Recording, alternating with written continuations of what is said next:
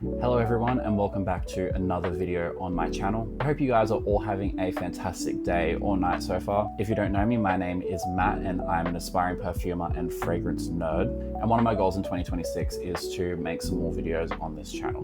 What I wanted to do today was something a little bit more calming, a little bit more relaxing. I wanted to take you through my entire current collection of fragrances. Now, I don't know the amount of fragrances I have right now. I think it would be in the range of like, say 40 or so, maybe towards the 50 mark, unclear. But today I'm going to tell you something about every fragrance in my collection. It may not necessarily be whether I like it, whether I don't like it. It might just be that I have a really nice story associated with it. Because for me, fragrance is a lot more than just a smell. It's memories, it's emotions, it's feelings. So I want to share what some of these fragrances mean to me with all of you guys. Now, I pretty much have them in a giant pile next to me on my bed, and I'm just going to take you through all of them today.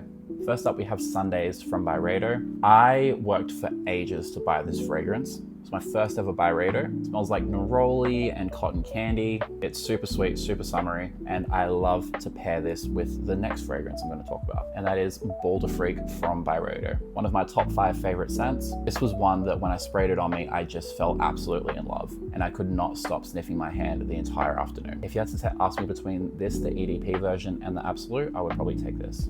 A little change in price bracket now.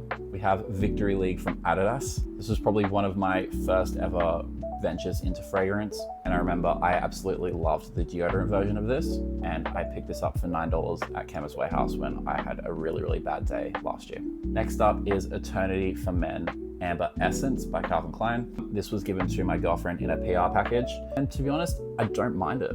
It's quite nice. I really love like kind of the spiciness to it, but I haven't worn it a whole lot, I will admit.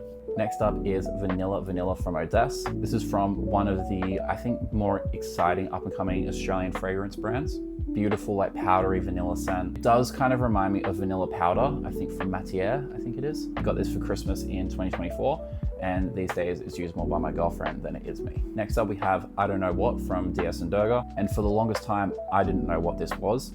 Turns out it's meant to be a skin scent. For me, I normally like my fragrances to project fairly well. I want to be able to smell it, but you know what? New year, new me, let's give this a go. Next up is Marrakesh Intense from Aesop. At one time, this was my favorite fragrance, and this is my second bottle of this perfume. And I do still love it, but I just don't reach for it as much anymore as I used to. This size of the bottle is the smallest, I will say, that is in my collection. 5ml sampler like this. This one is from Maison Francis Kurkdjian. It is Aqua Vitae Cologne Fort. I love this, and I do want to get a bigger size bottle of this one day. Now the next one, rather than being one scent, is more of a collection of scents, and that is my Unity Scents collection.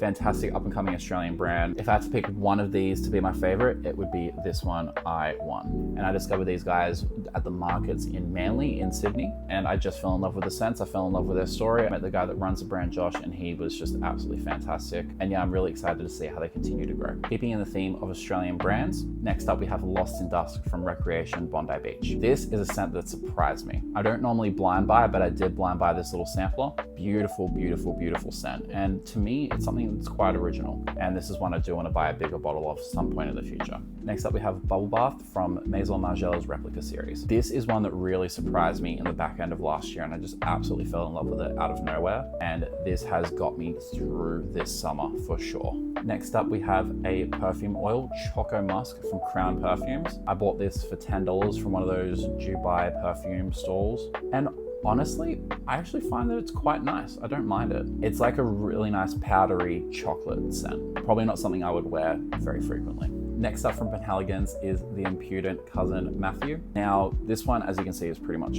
finished, and I actually received it that way. This was a gift from one of my very good friends, because he was nearly finished with the fragrance and he thought it was very me-coded. I do love a good neroli note, which is what this fragrance heroes, but I also love birds and ducks. That's the cap, and also obviously it's Cousin Matthew, and my name is Matt. Next up we have this really cool 10ml bottle of Angel Share by Kilian. This is a fragrance I am dying to get a full bottle of, but I think there are also millions of other people who have the same thoughts. But this fragrance is just outstanding. I love it so much. But because I don't have a full bottle, I can't quite put it on my top 10 list. Next up is New York Skyline from Air. This is a dupe for Bleu de Chanel, obviously by Chanel, because my actual Bleu de Chanel bottle is pretty much near finished. And to be honest, I don't know if it's something I'm gonna repurchase. So having this just in my repertoire in case I wanna reach for it, it's handy to have. But speaking of which, Bleu de Chanel Eau de Parfum from Chanel. It's gotten a lot of use. This actually leaked through my bag when I went to Europe in 2024.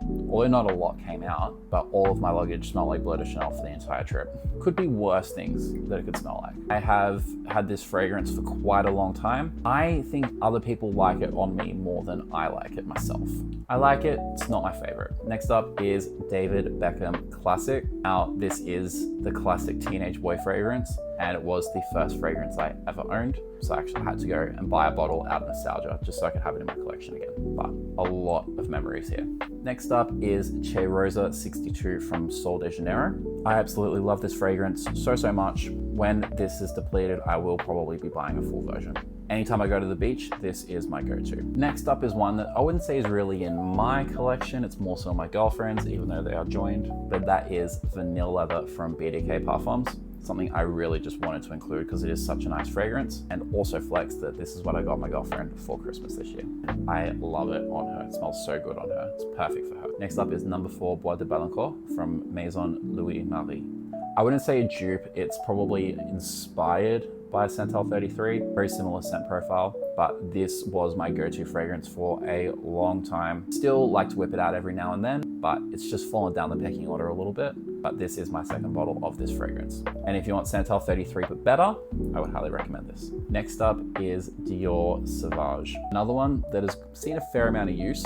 As bad of a reputation as it has, I do love some Dior Sauvage. I just think it's such a well-crafted perfume, and I absolutely will be repurchasing this when I finish it. Next up is Kyoto and Bloom from Glasshouse Fragrances, another Australian brand. Now this one I bought because I had $50 of cash in my wallet and I didn't know what to spend it on, so I impulse bought this. It has a pineapple note in the opening that I don't particularly love. Once that goes away, it dries down to this beautiful ambery scent. Next up is Jazz Club from Maison Margiela's Replica. I actually have 2 small bottles of this. I have a 10 ml spray bottle as well, but this is one of my winter go-tos. I absolutely love it, and I think it will get a fair amount of use this winter. Speaking of winter, next up is Khamra by Lattafa. Easily my most used fragrance last year. I mean, you can see how much of a dent has been put in that, and I only purchased this maybe like April or May last year. So not even a year with this thing, and that's how much I've already gone through. Next up is Alpine Escape from Air.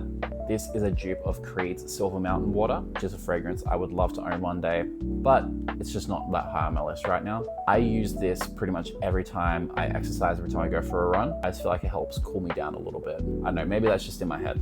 Next up is from Illicir, it's Eau Papaguena. This is a beautiful neroli scent, and this was gifted to me by a very good friend for my birthday last year. Also gifted to me on my birthday last year was a 10 ml music festival from Maison Margiela's Replica series. Now, the reason why I think I got music festival is because I'm doing some work with some music festivals for my 9-to-5 job at the moment. I got this as a gift kind of to, I don't know, remind me of that a little bit. I don't know if it's something I would wear super often, but I actually do quite like it as a scent. It is pretty nice. Next up is Privé from Saint. Now, my girlfriend went to a PR event at Priceline late last year, and this got given to her then. As a fragrance, it is actually really, really nice. My only thing with this fragrance is it's just performance-wise, it just is non-existent. Like for me, I don't even feel like it's worth even wearing it because as soon as I leave the house, it's gonna be gone.